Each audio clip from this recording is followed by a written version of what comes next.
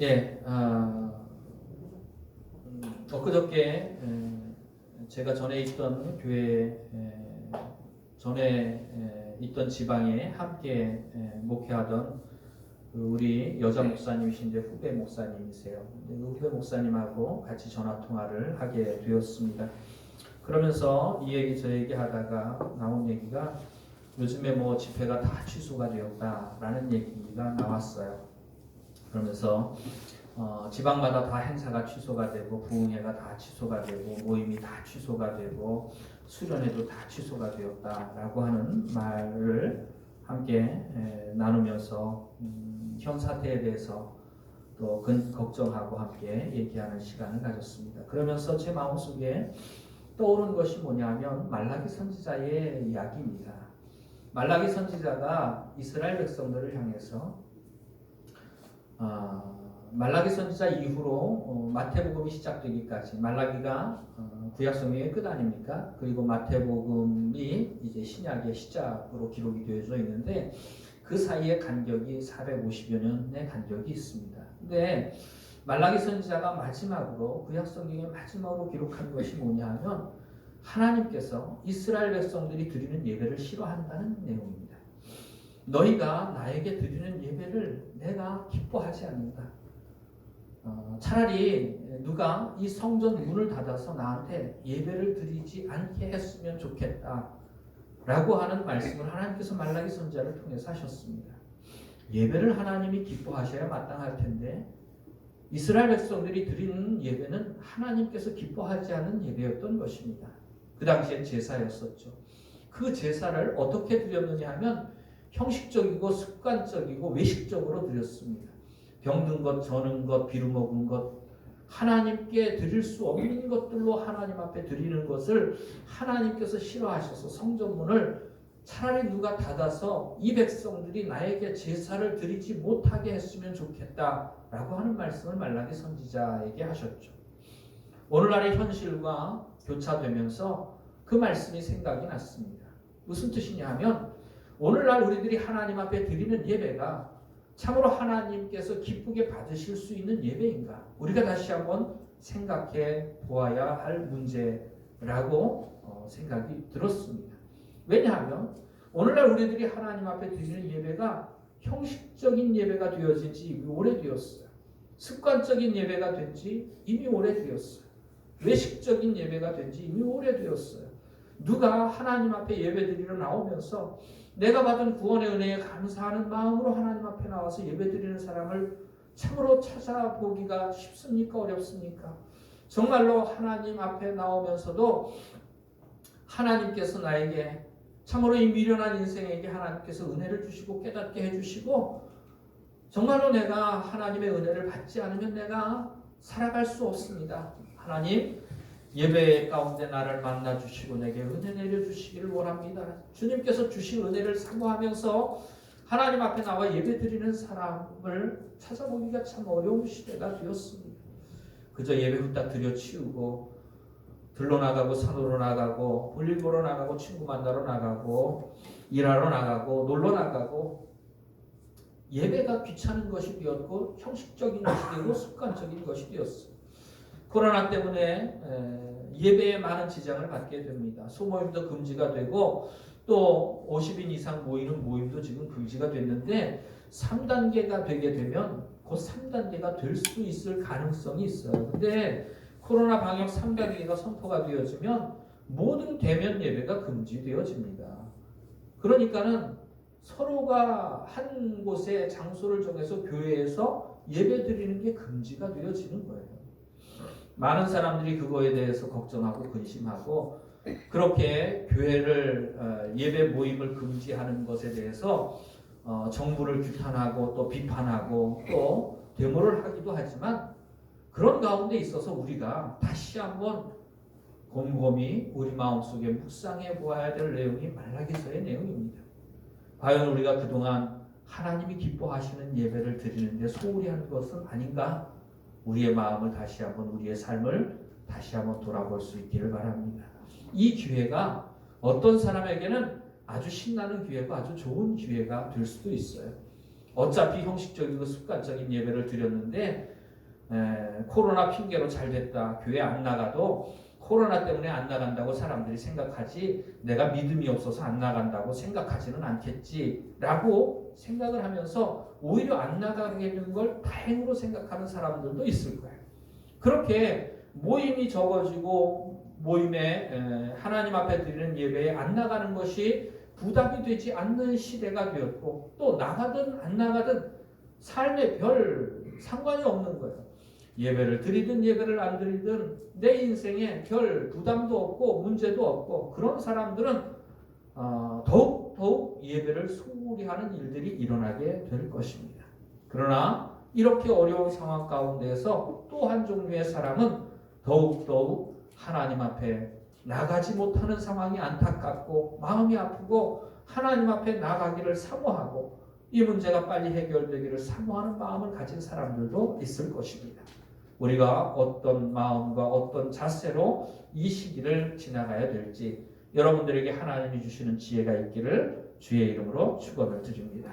아무쪼록 이 시기가 참으로 이 문제가 백신이 나와야 해결이 되겠지만 올해를 넘길 가능성이 참 많은 것 같아요. 아직도 올 1월부터 시작된 이 사태가 올해 말을 넘길 가능성이 상당히 많습니다.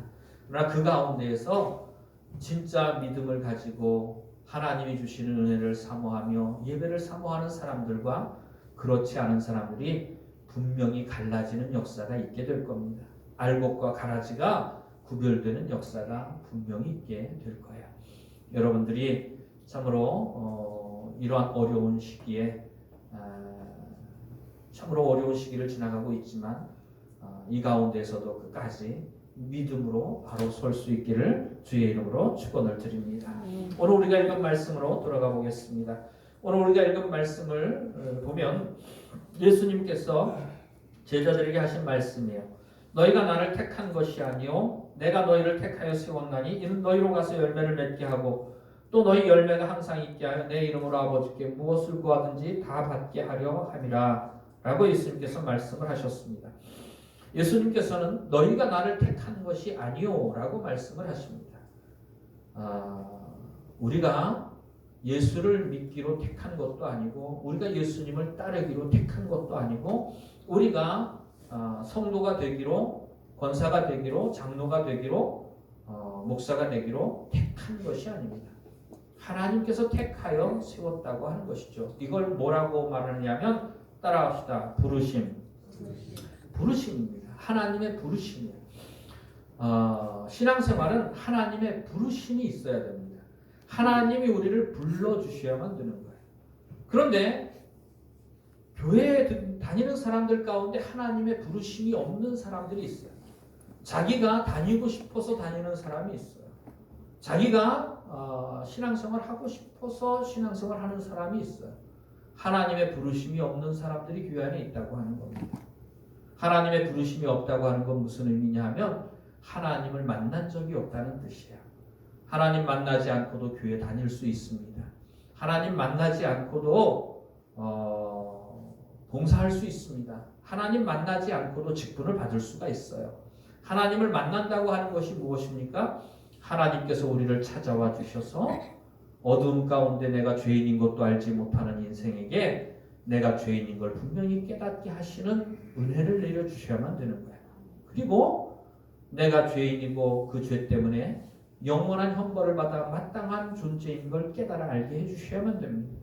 여기에서 벗어나기를 영원하고 사모하면서 하나님 앞에 엎드리는 가운데 하나님께서 예수 그리스도께서 우리의 모든 죄를 담당해 주셨고 이 예수 그리스도를 믿음으로 말미암아 우리의 모든 죄가 사함받고 구원받는다는 사실에 대하여 가르쳐 주시고 또 내가 아는 대로 내가 아는 것을 내 마음속에 확신할 수 있는 믿음을 달라고 구하는 가운데 하나님께서 우리의 마음속에 믿음을 주셔야만 되는 거예요. 이게 하나님의 부르심입니다.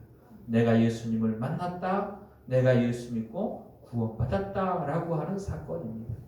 누구든지 정말로 하나님의 자녀로서 신앙생활을 할 수 있게 되기 위해서는 하나님의 부르심이 있어야 된다고 하는 것입니다. 그런데 오늘날 교회 다니는 사람들 가운데에 하나님의 부르심 없이 교회 다니는 사람이 있어요. 자기가 교회 다니고 싶어서 다니는 사람이에요. 무엇인가 마음의 위안을 얻기 위해서 교회를 다니고, 무엇인가 교회를 다니면 막연하게나마 좋은 일이 생길 것 같아서 교회를 다니고, 교회를 다니면 많은 사람들과 사귈 수 있고 또 즐겁고 재미있는 시간을 보낼 수 있다는 생각, 여러 가지 목적이 있죠. 어떤 사람은 교회 다니면 내가 하는 장사에 도움이 되리라는 생각을 가지고도 또 교회 다니는 사람들이 있을 수도 있습니다. 그것도 더 큰 교회, 많은 사람들이 다니는 교회에 등록을 해서 다니면 그 교회 사람들이 다 내가 하는 슈퍼를 이용하고 내가 하는 보험을 들어주고 내게 유익이 될 거라고 생각하면서 그렇게 교회 다니는 사람들도 있어요. 그렇게 교회를 다니다가 오랫동안 교회를 다니다 보면 어쩌다가 집사가 되고 또 어쩌다가 권사가 되고 어쩌다가 장로가 되고 또 어쩌다가 신학교를 가게 되고 어쩌다가 목사가 되는 경우도 심심치 않게 보게 되는 것을 봅니다. 예전에는 정말로 목사가 된다고 하는 것이 하나님이 나를 목회자로 택해 주셨다고 하는 그 은혜, 그 마음속의 감동으로 신학교를 간 사람들이 많았죠. 그런데 오늘날의 신학교를 다니는 사람들 가운데에 정말로 하나님의 부르심 때문에 신학을 하고, 오늘날 장로들 가운데, 권사들 가운데, 집사들 가운데 정말로 하나님이 불러주셔서 예수 믿게 하고 직분자로 불러주신 사람들이 과연 얼마나 있을까요? 참으로 의문스럽습니다. 하나님의 부르심이 우리에게 반드시 있어야만 하는 것입니다. 하나님의 부르심이 없다면 우리가 평생에 교회를 다녀도 아무 소용이 없어요. 하나님의 부르심이 없다면, 예수님을 만난 적이 없다면 교회를 열심히 다니고 열심히 봉사하면 집사도 시켜주고 권사도 시켜주고 장로도 시켜주겠지만, 그렇지만 하나님과는 아무 상관이 없어요. 사람들은 집사로 인정하고 권사로 인정하고 목사로 인정할지 모르겠지만 하나님께서는 절대로 인정하지 않으실 거라고 하는 겁니다. 여러분들에게 부르심이 있습니까? 부르심의 확신을 가질 수 있기를 바랍니다. 그런 확신이 없다면 주님 앞에 엎드려서 주님, 나를 분명하고 확실하게 만나 주시기를 원합니다. 하나님 앞에 엎드리고 매달려야 마땅해요. 오늘 우리가 읽은 말씀에 너희가 나를 택한 것이 아니요. 여러분, 신앙생활은 내가 하고 싶어서 신앙생활하는 게 아닙니다. 신앙생활은 주님께서 우리를 불러주셔야만 되는 거예요. 여러분들에게 부르심이 있기를 주의 이름으로 축원을 드립니다. 그리고 내가 너희를 택하여 세웠나니, 하나님께서 부르시는 이유가 무엇입니까? 우리를 불러주시는 이유가 무엇입니까? 세우기 위해서입니다. 믿음 위에 바로 서게 하기 위해서입니다. 믿음의 사람으로 살아갈 수 있도록 세우기 위함인 겁니다. 근데 많은 사람들이 부르심은 받았는데 세우심을 입지 못해요. 그리스도 안에 제대로 제 발로 서지 못합니다. 늘 앉은뱅이와 같은 신앙생활을 합니다. 자기 스스로 걷지도 못하고 뛰지도 못하고 평생을 앉은뱅이로 걸어본 적이 없는 인생처럼, 성전 미문 앞에 앉은뱅이처럼 평생에 앉은뱅이로 나서 앉은뱅이로 평생을 살았던 인생이죠. 예수 믿고 구원받은 하나님의 부르심은 있습니다. 그런데 정말로 성도다운 성도로 세우심을 입은 적이 없는 사람들이 있어요. 베드로와 요한이 제9시 기도 시간에 기도하러 성전에 올라가다가 성전 미문에 앉은 앉은뱅이를 보게 됩니다. 성전 미문에 앉아있는 앉은뱅이는 성전 미문, 아름다운 문이라는 뜻이에요. 아름다운 문을 통해서 성전으로 들어갔다 나갔다 하죠. 그런데 그 성전 문에 앉아있는 앉은뱅이는 그 성전 미문을 통해서 성전에 들어오고 나가는 사람들에게 구걸하는 사람이었습니다. 그러면서 앉아서 들어오고 나가는 사람들을 쳐다보고 간절한 마음으로 바라고 소원하는 것이 무엇이었겠어요? 그저 동전면님, 그저 오늘 하루 양식을 위해서 다른 사람들이 나를 동정해주고 다른 사람들이 나에게 적선을 해주기를 원하는 마음이었어요. 그런 마음 가지고 들어오고 나가는 사람을 보는데 베드로와 요한을 만나게 됩니다. 베드로와 요한을 만나서 베드로와 요한을 그 성전 미문에 앉은 안진뱅이가 쳐다보면서 무엇을 얻을까 하여 쳐다보았습니다. 무엇을 얻고 싶어서 쳐다보았습니까? 그저 돈 몇 푼. 그런데 베드로와 요한이 그렇게 이야기를 하죠. 은과 금은 내게 없으나 내게 있는 것으로 내게 주노니 곧 나사렛 예수 그리스도의 이름으로 일어나 걸으라. 그때에 평생토록 걸어보지 못했던 안진뱅이가 발과 발목에 힘을 얻고 곧 일어나 걷기도 하고 뛰기도 하고 하나님을 찬송하며 사람들을 놀라게 하는 역사가 일어났습니다. 이것이 육신의 질병을 고쳐주시는 하나님의 역사를 나타내 주시는 것일 뿐만 아니라 평생에 예수 믿고 거듭났지만 예수 믿고 하나님 자녀 되었지만 평생에 제대로 하나님 자녀답게 살아보지 못한 사람, 평생에 말씀에 순종 한번 제대로 해보지 못한 사람, 평생에 신앙생활다운 신앙생활 제대로 한번 해보지 못한 사람, 하나님께서 새롭게 하시는 역사를 나타내시는 그 표징으로 안진뱅이를 일으켜 주셨는 줄로 믿습니다. 여러분들의 신앙생활이 어떻습니까? 예수 믿고 변했습니까? 안 변했습니까? 예수 믿고 변해야 마땅하죠. 찬송은 우리가 그렇게 부르지 않습니까? 예수 믿고 나의 모든 것 다 변했네. 찬송이 문제가 아닙니다. 실제로 내 생활이 변하느냐 안 변하느냐가 문제죠. 여러분들 앞에 설교하는 목사로서 서 있는 저 역시 그런 문제를 가지고 있습니다. 제 평생에 예수님을 만나고 난 후로부터 지금까지 25년의 시간을 지나면서 94년 말에 예수님을 만난 것 같아요. 그러니까는 94년 말에 예수님을 만났으면 지금 얼마나 됐어요? 26년째 돼 가나요? 26년? 26년의 시간이 지나면서 제 마음속에 정말로 간절한 소원 한 가지가 있습니다.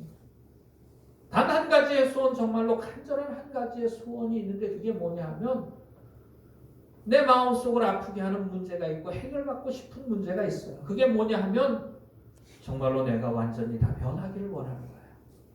머리끝부터 발끝까지 내 모든 생각이, 내 모든 말이, 내 모든 행실이 주님의 거룩하심처럼 거룩하고 주님의 온전하심처럼 온전하고 주님의 형상을 닮아가기를 원하는 마음이 있습니다. 그렇지 못한 것이 내 마음의 문제. 주님 닮기를 원하고 주님 뜻대로 살기를 원하고 세상 모든 즐거움, 세상 모든 자랑 다 버리기를 원하고 오직 주님을 기쁘시게 하는 삶을 살기를 원하는 마음을 가지고 있지만 그게 마음대로 잘 안 돼요. 원하는 대로 잘 안 돼요. 마음에는 원이로 돼 육신이 연약한 나 자신의 모습을 보게 됩니다. 내 안에 두 마음이 있는 것을 봅니다. 하나님의 법을 사랑하고 하나님의 말씀을 사랑하고 하나님의 말씀대로 살고 싶은 마음의 소원이 있어요. 그런데 내 마음속에 또 다른 마음이 있습니다. 세상 즐거움, 세상 자랑, 육신의 정욕, 안목의 정욕, 이생의 자랑들을 쫓아서 살고자 하는 마음이 내 한구석에 자리 잡고 있습니다. 이것이 날마다 내 마음속에 싸우는 것이 내 마음의 고통입니다. 믿음으로써 이기면 참으로 좋겠거니와 그렇지 못하고 늘 지고 늘 넘어지고 늘 실패하고 늘 죄 가운데 빠지고 늘 욕심 가운데 빠지고 세상 즐거움 가운데 빠지는 나의 모습을 바라보면서 내 마음속에 소원이 뭐냐면 하나님 나 좀 바꿔주세요. 하나님 나 좀 변화시켜 주세요. 여러분 예수 믿고 구원받는 것보다 정말로 예수 믿고 구원받은 사람에게 우리 마음속에 품어야 되는 간절한 소원이 뭐냐면 하나님 나를 예수님 안에서 세워주세요 라는 마음입니다. 여러분들에게 그 간절함이 있기를 주의 이름으로 축원을 드립니다. 하나님 앞에 똑바로 서지 못하는 게 문제, 하나님 앞에 똑바로 신앙생활하지 못하는 게 내 마음의 문제입니다. 이 문제를 가지고 하나님 앞에 나아가서 엎드려 본 적은 있습니까? 그것 때문에 애타는 마음 가진 적은 있습니까? 안 변하는 것 때문에 괴로워하고 힘들어한 적은 있습니까? 변하든지 안 변하든지 아무 상관없이 거기에 신경조차 안 쓰고 아무 신경도 안 쓰고 아무 걱정도 아무 염려도 아니고 안 하고 변화되기를 사모하는 마음도 없고 그거 놓고 하나님 앞에 기도하지도 않은 것이 우리의 모습이 아닙니까? 그저 고작 기도한다고 해야 기도하는 것들이 무엇입니까? 우리 육신의 것들을 놓고 기도하지 않습니까? 하나님 병 고쳐주세요. 하나님 돈 많이 벌게 해주세요. 하나님 직장 주세요. 하나님 직장에서 진급하게 해주세요. 이런 모든 것들, 우리의 육신의 필요가 아니라 우리의 영혼의 필요가 먼저 우선되어야 하는 것 아니겠습니까? 너희는 먼저 그의 나라와 그의 의를 구하라. 그리하면 이 모든 것을 너희에게 더하여 주시리라. 구하라고 하지도 않은 것들을 우리가 하나님 앞에 구하면서 하나님께서 정작 우리에게 구하라고 명령하신 건데, 너희는 먼저 그의 나라와 그의 의를 구하라. 명령이면서 약속입니다. 하나님의 말씀은 명령과 약속이 함께 있습니다. 너희는 먼저 그의 나라와 그의 의를 구하라 라고 하는 것은 뭐냐면 그것을 구하라는 명령입니다. 다른 거 구하지 말고 그거 구하라는 명령입니다. 또한 그 명령에는 반드시 약속이 따라옵니다. 구하면 어떻게 하시겠다는 얘기예요?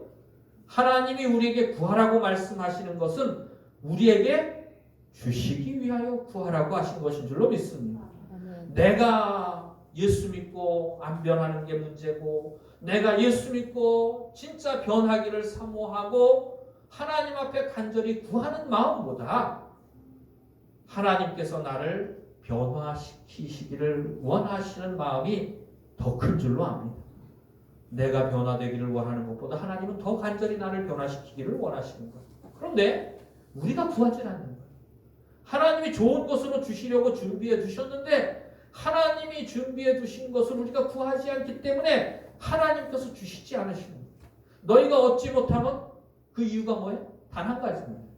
너희가 얻지 못하면 구하지 아니하며, 우리가 얻지 못하는 것이 구하지 아니함입니다. 우리가 구하지 않는 이유가 뭡니까? 그게 귀한 줄 모르기 때문입니다. 예수 믿고 제대로 바로 서는 게 얼마나 중요한 문제인지, 얼마나 귀한 일인지 우리가 제대로 알지 못하기 때문에 예수 믿고 내가 변하는 걸 하나님 앞에 구하지 않고, 그렇기 때문에 하나님께서 우리의 기도에 응답해 주실 수가 없는 거예요.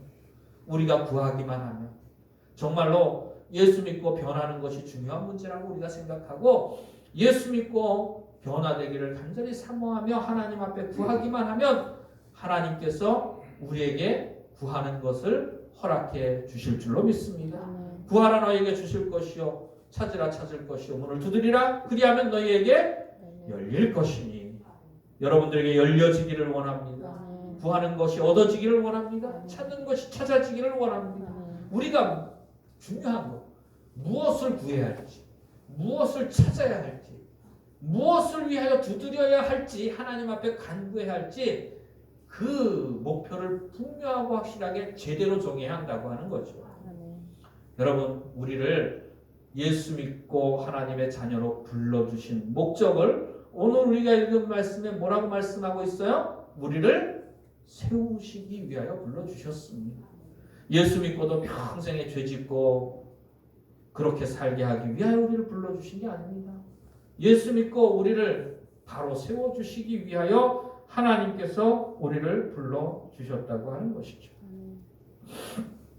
하나님 앞에 바른 믿음 가지고 세움받는 저와 여러분이 되어지기를 주의 이름으로 축원을 드립니다. 그러면서 지난번에 그 목사님, 그 같은 지방에 있는 목사님과 얘기를 나누면서 뭐 부흥회도 다 취소됐고 뭐 다 그렇다고 얘기를 했습니다. 그래서 제가 그 목사님한테 바로 얘기를 하는데 그 얘기를 했어요. 그래서 부흥회가 하나님을 기쁘시게 못한다. 그래서 하나님께서 부흥회답지도 않은 부흥회를 못하시도록 하나님께서 코로나를 통해서 다 막으시는 하나님의 정말로 깊으신 뜻이 있다. 우리가 진짜 예배다운 예배를 드렸는지, 부흥회다운 부흥회를 했는지. 그러면서 제가 한마디 했어요.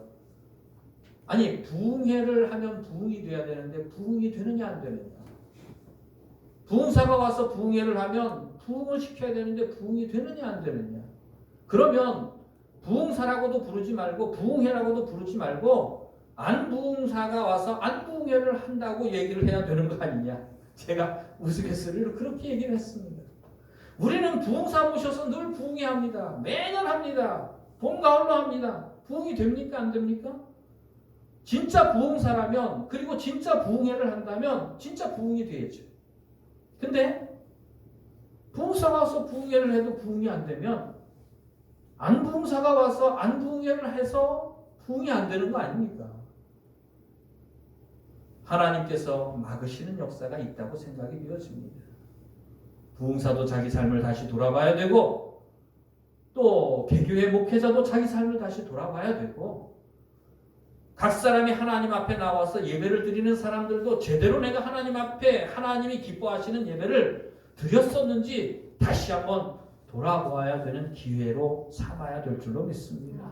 우리가 제대로 서지도 못하고 예배드리고 하나님이 기뻐하시지도 않는 예배는 드리면서 예배 드렸다는 것 한 가지만으로도 스스로가 만족해하면서 나는 할 거 다 했다라고 생각을 합니다. 여러분 성경에 나오는 말씀 중에 그런 말씀이 있어요. 너희 보물을 하늘에 쌓아두라. 거기에는 좀이나 동록이 해하지 못하며 도적이 구멍을 뚫지도 못하고 도적질도 못하느니라. 오직 너희 보물을 하늘에 쌓아두라. 거기에는 좀이나 동록이 해하지 못하며 도적이 구멍을 뚫지도 못하고 도적질도 못하느니라. 여러분들 부흥사들이 와가지고 그 얘기하면서 뭐라고 얘기를 해요? 헌금만이. 보물을 하늘에 쌓아두라고, 보물을 땅에 쌓아두지 말고 보물을 하늘에 쌓아두라는 얘기하면서 뭐라고 얘기해요? 헌금 많이 해라. 여러분들 그 얘기가 아닙니다. 헌금 많이 하라는 얘기가 아닙니다.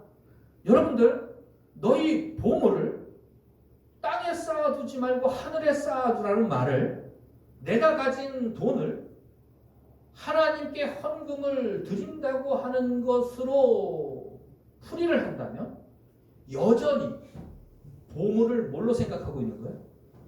돈으로 보물을 생각하고 있는 거예요. 아주 교묘한 마귀의 속임수가 거기에 숨어 있습니다. 우리의 돈을 하나님 앞에 드리면 우리가 귀하게 여기는 보물인 돈을 하나님 앞에 드리면 그게 하늘에 쌓아진다? 여전히 생각은 어디에 있는 겁니까? 돈을 보물로 여기고 있는 거예요.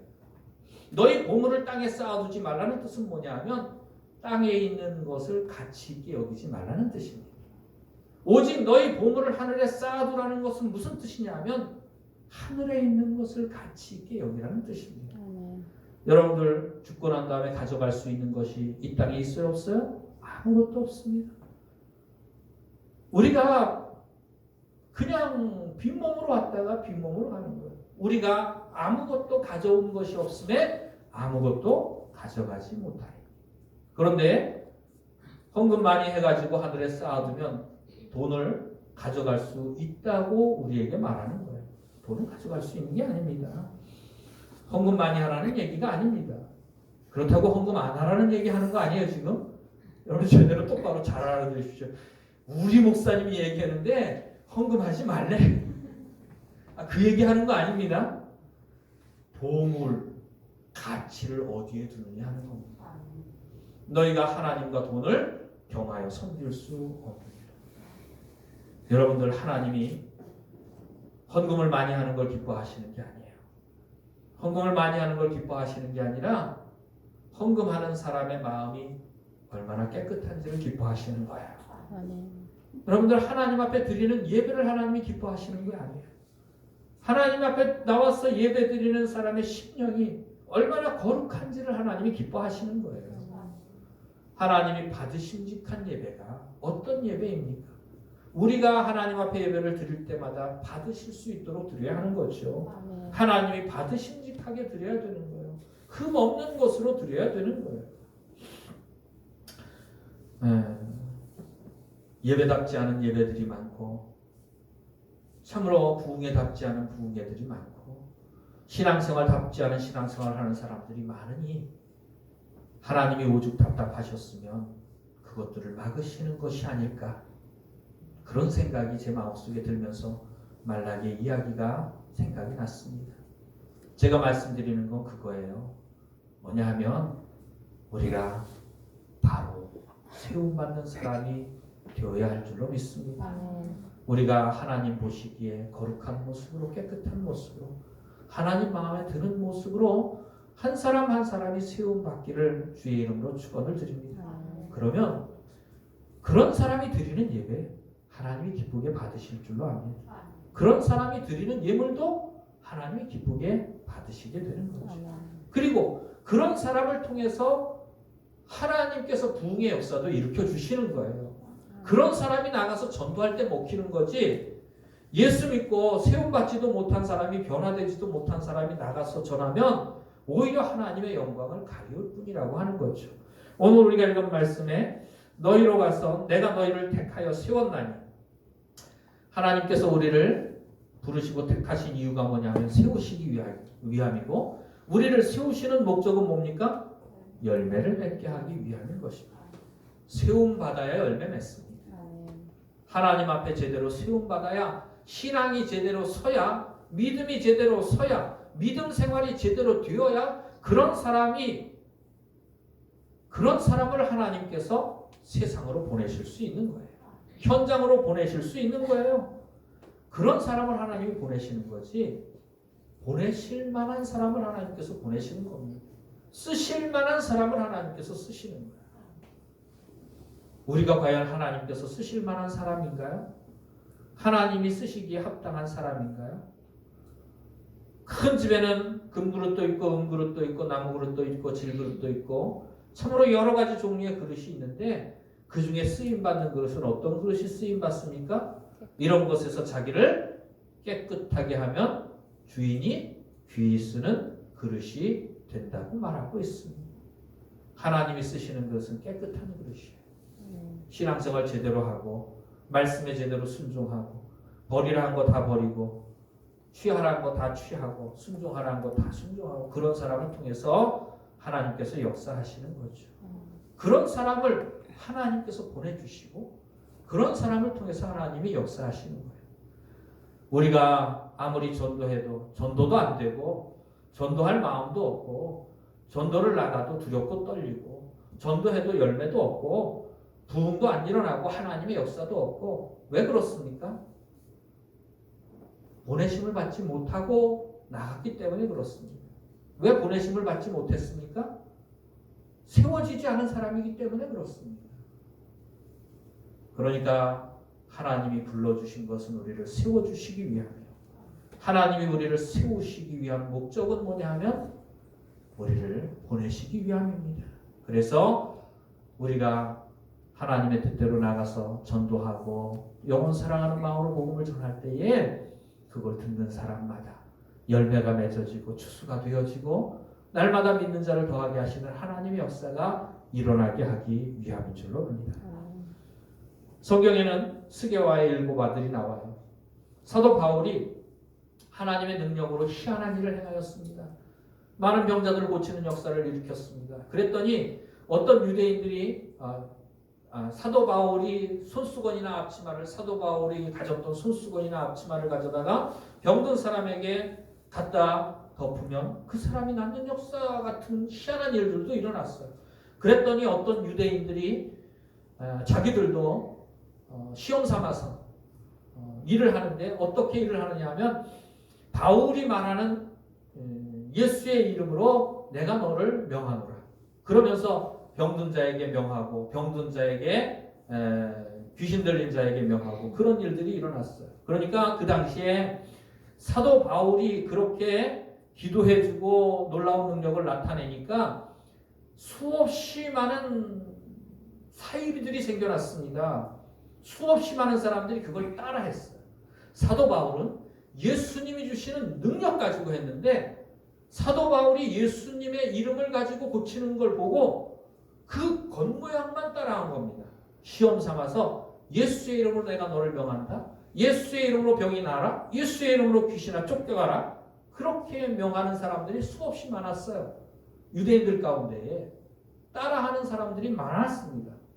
그 사람들 가운데에 한 유대인 제사장의 스게와라고 하는 유대인 제사장이 있었는데, 이 유대인 제사장 스게와에게 7 아들이 있었어요. 근데 7 아들들도 그 일들을 했어요.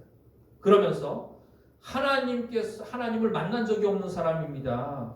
하나님께 부르심을 받은 적도 없고, 하나님께로부터 세우심을 받은 적도 없고, 하나님이 보내시지도 않으셨는데 자기 스스로 가서 예수의 이름으로 병든 사람에게 병을 고치려고 하고 귀신 들린 사람에게 귀신을 쫓아내려고 했어요. 스교의 7 아들이 귀신 들린 사람에게 가가지고 얘기하기를 뭐라고 얘기하느냐 하면 바울이 의지하는 예수 그리스도의 이름을 빙자하여 귀신을 쫓아내는 일을 했어요. 그랬더니 귀신이 그 말에 순종했을까요? 불순종했을까요? 그 말에 불순종한 것뿐만이 아니라 오히려 귀신 들린 사람의 입을 통해서 귀신이 뭐라고 얘기를 하냐면 스교야 7 아들한테 내가 예수도 알고 바울도 아는데 너는 누구냐? 그러면서 귀신 들린 사람을 귀신을 쫓아내려고 했던 스교의 7 아들에게 달려들어가지고 제어했습니다. 그랬더니 귀신을 제압해야 되는데 오히려 귀신에게 제압을 당했어요. 그러니까는 귀신을 쫓다 말고 귀신에게 얻어맞고 벗은 몸으로 도망했다라고 성경에 기록하고 있습니다. 하나님의 능력이 나타나지 않는 것. 왜 그렇습니까? 부르심 받지 못했기 때문에 그래요. 하나님 만난 적이 없습니다. 만났는데도 하나님의 역사가 나타나지 못한 거 세우심 받지 못했기 때문에 그래요. 예수님의 제자들은 3년 반 동안 제자로 불러주셨을 뿐만 아니라 훈련의 과정과 기간이 있었어요.